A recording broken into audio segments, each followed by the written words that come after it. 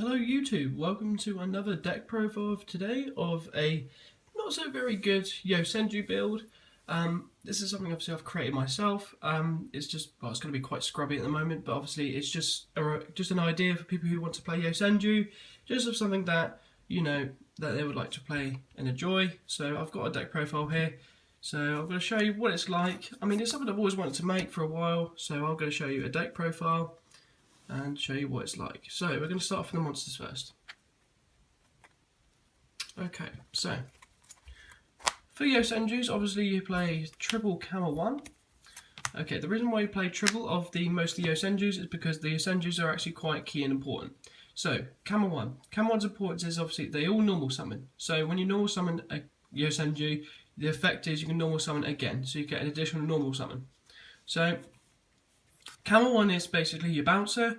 Obviously it's not so good against Cosmo because obviously it does target, however it is good for getting rid of some horrible cards, and you know, it's annoying when you always have to go up against something. You just think to yourself, well, I need to get rid of that. So this is good for problematic situations where you just go Kama 1, effect, bounce. So you bounce obviously the monster, which is good, but all the Yosenjus, you remember you always play at 3. The next Yosenju we're going to play is Yosenju Kama 2. Now this one is quite important again. It's actually quite dealy important actually, because Kama 2 is the one where when it's normal summoned you get the effect of, and during the damage step, is when you attack you can attack your opponent directly but have its attack halved. So you halve his attack and obviously it can attack you directly, which is good because it just kind of pokes you for game, you know. And the thing is as well is they are great, you know, and it's just attack of a game, like that's great, like just attacking your opponent directly and you're just thinking they can't do really nothing to that. So that's why you play Kama 2 at 3. The next one we have is Yosenju Kama 3 at 3 again, because Kama 3 is your searcher. So what happens is you attack with your Yosenju Kama 1 and 2, and he gains the effect which is when they deal damage, he can search. So if, for example, you have a Kama 1, and if you have Kama 1 and Kama 3 in hand, you can normal summon Kama 1, effect to spawn Kama 3, and obviously he can attack, Kama 1 can attack, effect of Kama 3 gets search. So that's actually quite ideal, like, you know, especially in this format, like, just get the search, like, that's brilliant.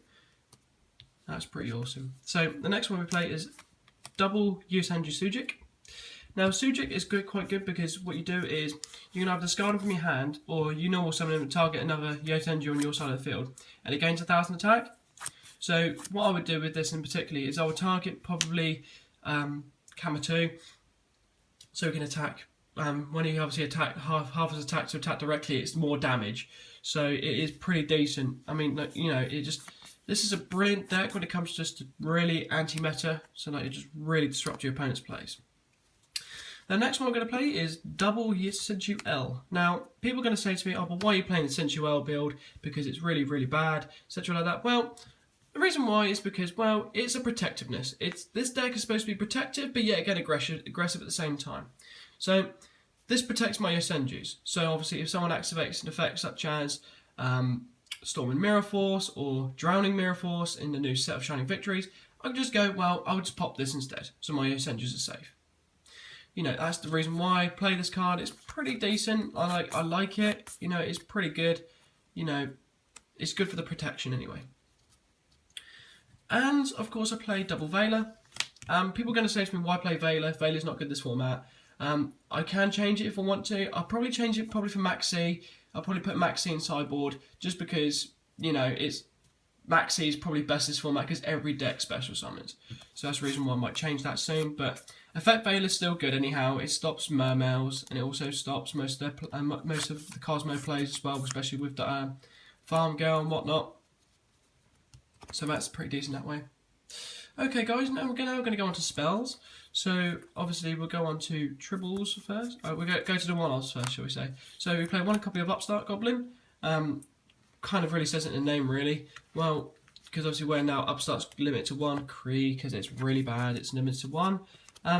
You know, it's pretty good that, you know, it's just draw power. That's the reason why we need to run it now.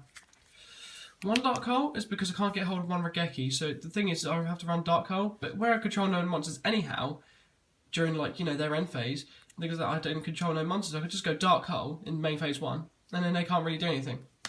And also it gets rid of Dark Destroyer in some of their plays as well. Dimensional Fissure. Now this is why I like Dimensional Fissure as well, because you can just go Dark Hull and Dimensional Fissure, so obviously they all get banished. So, you know, Cosmos don't get their effects, so that's pretty decent, stops the Cosmo play. Triple MST, the reason being is because I had to make a 40 card deck just of the space in my hand. Twin Twist is not really good in this deck because you can't really, it's not really good to discard. You know, you really want to just pop their back row, you know, as much as you can in the end phase. So you really need to get rid of their problematic stuff, especially like, you know, all that stupid stuff like Cosmo Town and whatnot, you know, get rid of the floodgates if need be, especially like Burning Abyss, PK Fire, or etc. So that's triple MST. Triple Fire Formation Tenki is great because this is your searching card. Searches obviously for all your Yosenjus, and obviously they all gain 100 attack, so you know it's extra attack there. So you know what's the problem with that? Extra attack is always good, and a search is always good as well. 3 copies of Pot of Duality, because obviously you don't special summon in the deck, so why not play this? So you know they just normal summon, so it's brilliant. Just get free search, lovely. So next of all, guys, we're going to go on to the trap lineup. So we're going to go on to the one-offs again. 1 copy of Macrocosmos. Now it's against another floodgate, and you know it banishes everything. So you know it's great. Banishing things is good. 1 treasure tribute, because 9 times out of 10 you don't control monsters anyhow. And just it gets rid of all the problematic monsters, etc., and they can't really do anything to that. 1 copy of Vanity's Emptiness, because, well, think about it, the deck doesn't special summon, every other deck does, so just chain Vanity's Emptiness and they really can't do nothing against that. And obviously it stops Cosmo from tagging out. Bottomless Trap Hole, because why the hell not? Everyone runs Bottomless, it's brilliant, and it banishes things, so you know, it's great. 3 Yosenju Secret Move. The reason why I run Secret Move is because it's protection, especially against, you know, other things such as Rippling, like all the Mirror Force cards and stuff like that. And when I chain something like Abyss Sphere and stuff like that, I could just go, yeah, chain, you send your secret moves to negate the spell trap card. So if we can't really get their Mermails on field, etc., and it stops Burning Abyss with their old Fire Lake and whatnot. So that's brilliant. That's why I like Yosenju Secret Move. Now, the reason you're probably all going to say no to this, but Triple Mirror Force, this is going to get changed. I'm hopefully going to change it to either some Storming Mirror Forces when I get the chance to actually get them, or some Drowning Mirror Forces. It's only because they're better and they're much stronger. So obviously this is just for temporary for the time being. And if you have a Floodgate on field, it's brilliant because they all get banished. So we can't really do anything. So, you know, brilliant on my end with the Mirror Forces. Yay boys. So, the last but not least, probably the best card in the deck. Triple Lose 1 turns. Now, this is excellent because every time I special summon, changes its defense position and negated. So, you know, they really can't do anything. So, when they try and say, oh yeah, special summon Dark Destroyer, oh yeah, but Dark Destroyer has to get sent to change the defense position and its defense negated. So, you know, it's pretty decent because then you could just use Kamato to attack directly, and that basically means that they can't really do nothing against you. So, you know, that's the reason why I run that at 3, and it's probably the best card in the deck, and that's why it's made the deck so brilliant. Unfortunately, guys, I don't really have a sideboard, an extra deck at the moment, but obviously because this deck really, well, it does require an extra deck, but you know, it's just like I haven't really got much of an extra deck at the moment. But the ideas I've came up with in particular, because I've only got 2 in the moment, is 2 copies of Lightning Chidori, because again they're all wind monsters and they return things to deck when it's summoned. You know, it's pretty excellent. That's why I like Lightning Chidori, and it's actually pretty decent in this format.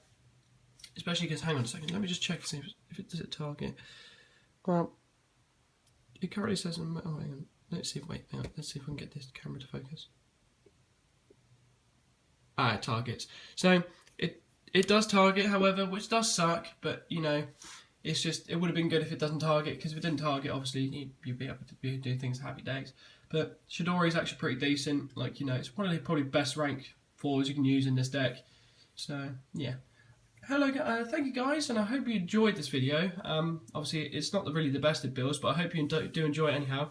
Please like and subscribe to my page for more, and I'll probably post some more videos of deck profiles and openings and whatnot, because I am going to go and get a box of Shining Victory soon. So hopefully you'll be able to see more openings and stuff like that, and hopefully you get to enjoy that a little bit more. Thank you guys. This is aka Dodge Meister signing out.